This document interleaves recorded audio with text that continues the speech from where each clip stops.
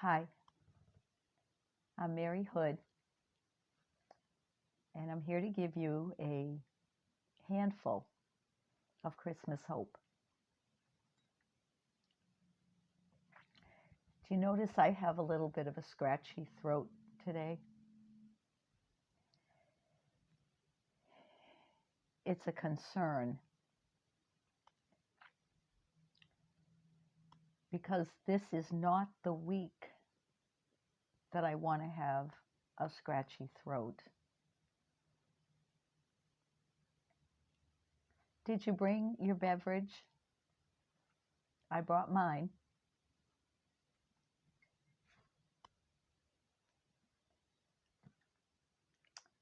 It's eggnog. Were you waiting for it? I bet somebody was waiting for it. Isn't it the traditional seasonal drink, eggnog? Mine is just straight eggnog from a local farm with a little bit of nutmeg sprinkled on the top.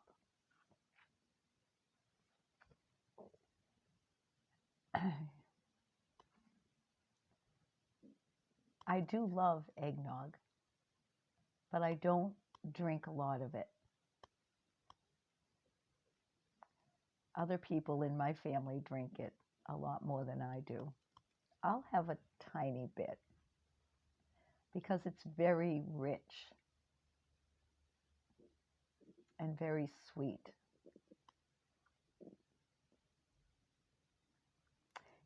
And a little bit is enough for me. A little bit is enough. Like a handful, it's enough.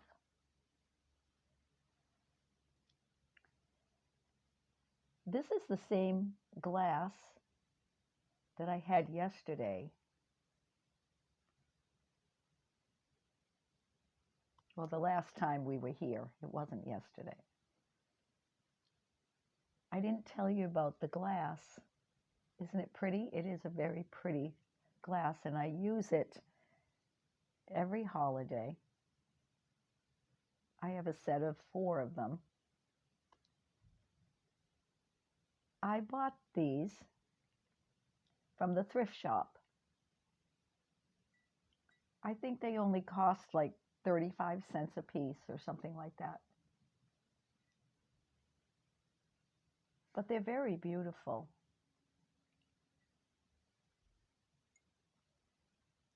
You don't have to pay a lot to get beautiful things. You don't have to pay what somebody else paid. They'll pass it on to you at an affordable price. And I don't think there's any shame in that.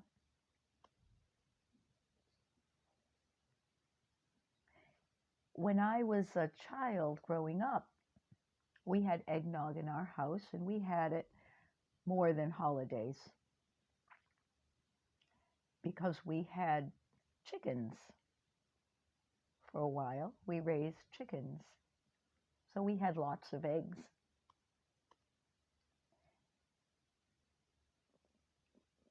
And it was before we ever heard anything about salmonella. And my mother would take milk and raw eggs and sugar. Well, she would divide the egg from the white from the yolk, and she'd put the egg yolks in with the milk and the sugar and a little bit of vanilla, and she would froth it all up in a blender, and then she would whip up separately the egg whites, and she would fold them into the eggnog, and we would drink that.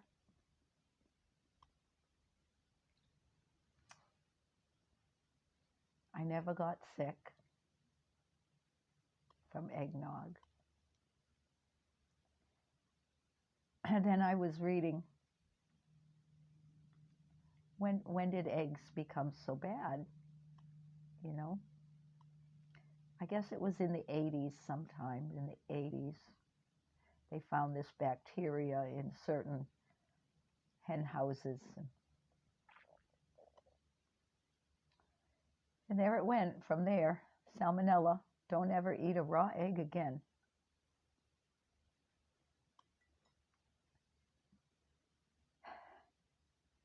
And this article said don't even eat runny egg yolks or poached eggs because they're not fully cooked.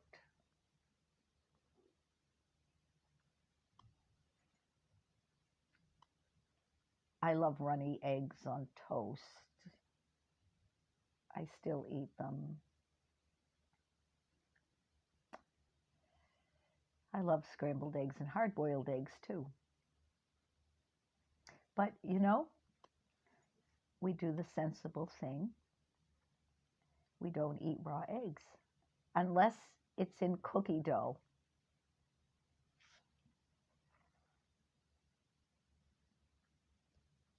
I've eaten so much cookie dough, I can't tell you how much cookie dough I've eaten.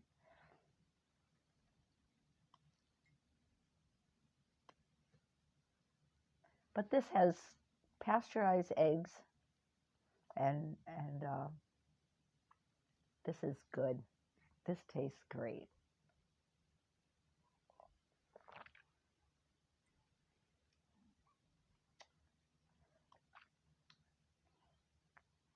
But I was thinking about the last time I was here, I was talking about these Advent candles, and I ended with love, you know. And some people do it in a different order. Some churches do it in a different order. Some churches say, oh, well, this is the week for peace. And, well, for me, this is the week for love. Christmas is at the end of the week. It's the week for love, which, of course, is a culmination of hope and peace and joy. It all adds up to love, doesn't it?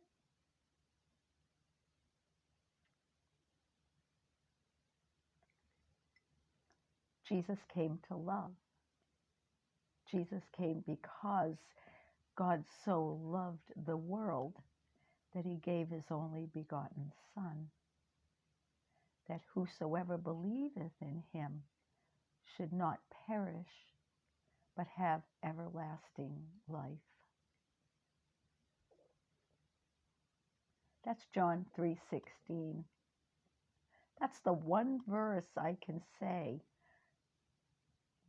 most of the time without forgetting the words or the scripture verse.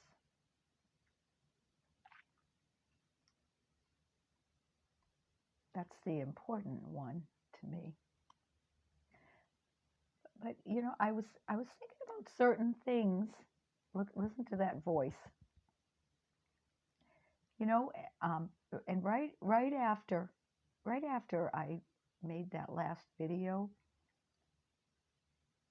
God didn't waste any time at all showing me something about love.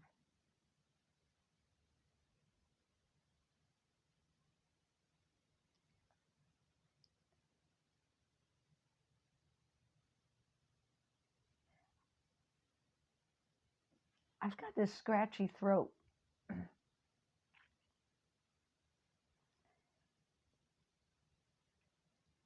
I'm supposed to sing on Christmas Eve. I've got this scratchy throat.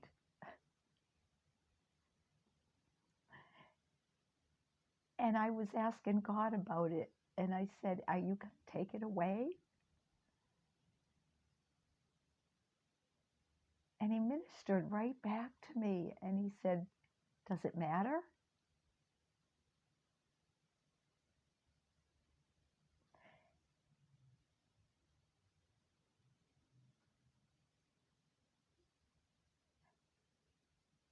I said, no, it really doesn't. It really, really, really doesn't. He said, do you think the whole program's going to fall apart if you don't sing?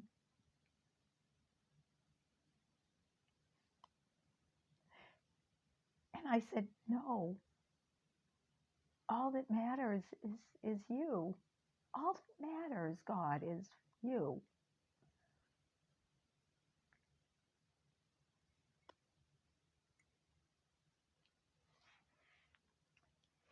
And just for this little handful, I had a lot to say, but I'm going to make this short.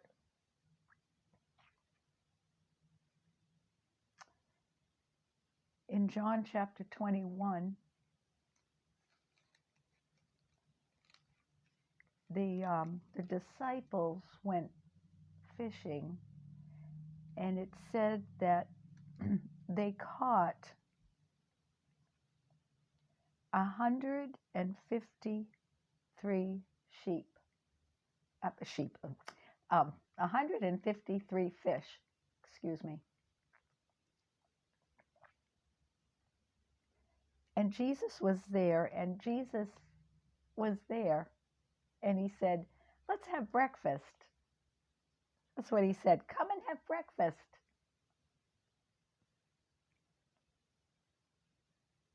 And the disciples didn't know that it was the Lord, because the Lord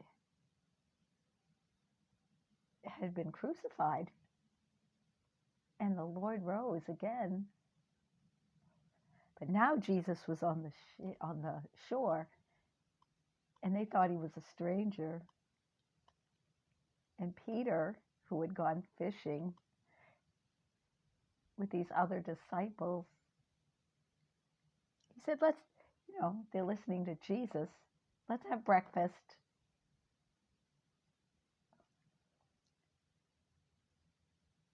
And it says in verse 12, none of the disciples ventured to question him. Who are you? Knowing then it was the Lord.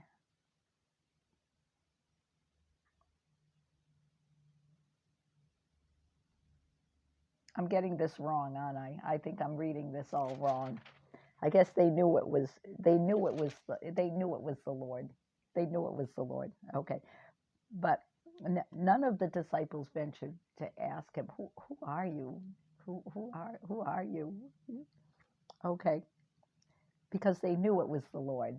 Okay. I got that wrong, didn't I? Okay. So it says this was the third time that Jesus was manifested to the disciples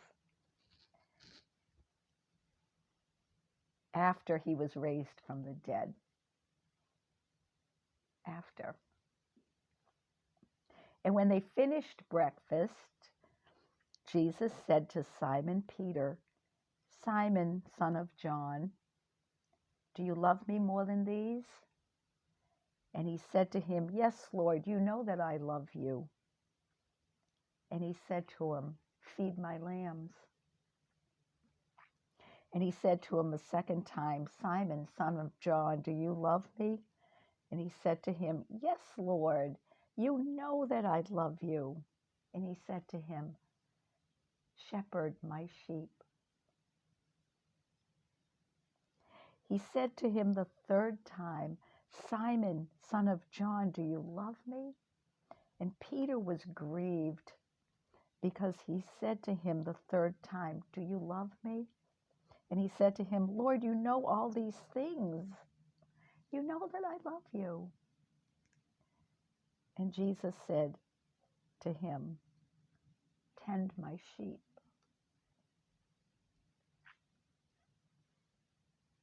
He had to ask him 3 times. He had to ask him 3 times. How many times does Jesus say, Mary, do you love me? How many times do I tell God, I got a raw deal?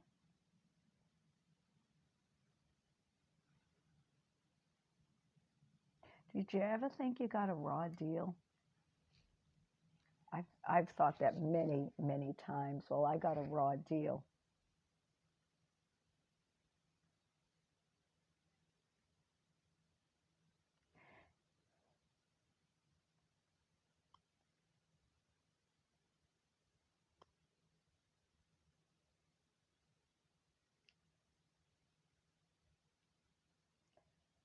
I didn't get a raw deal. You did not get a raw deal.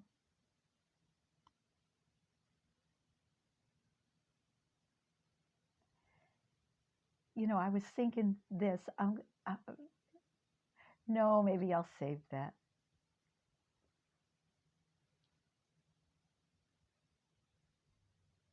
No, maybe I won't. Do you remember Malachi? He's in the Old Testament, the book of Malachi. It was the last book of the Old Testament, and he was the last person to prophesy the coming of the Lord.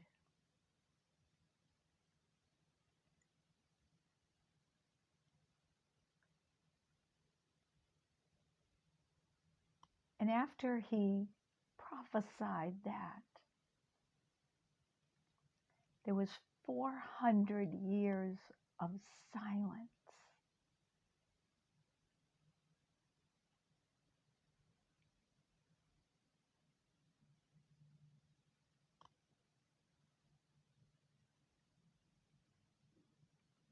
God does not forget his people or his promises.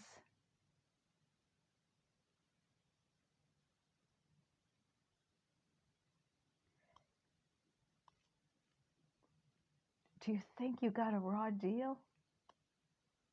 Because God hasn't answered your questions?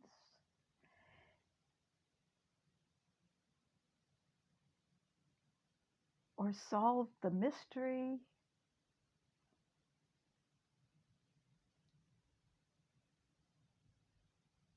Or answered your prayers? You didn't get a raw deal.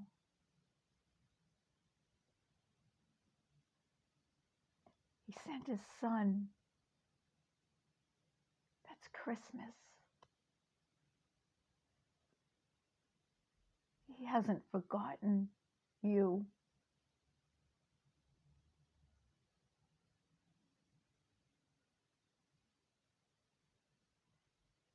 He hasn't forgotten me.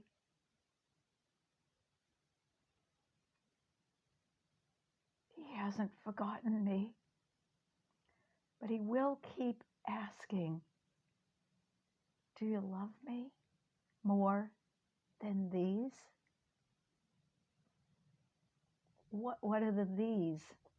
What are your these? What was Peter's these? Was it the fish? Was it the food, the fellowship, the breakfast? What, the friends? What were the these? I think these are important. What are these?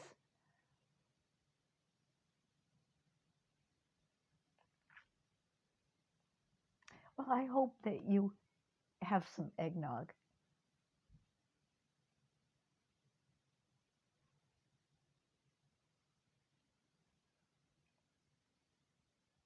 I've been eating raw eggs all my life, but I will do the sensible thing.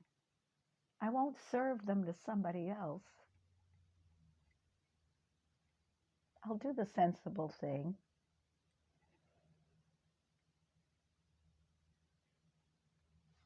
You have a great day. Have a blessed, blessed day.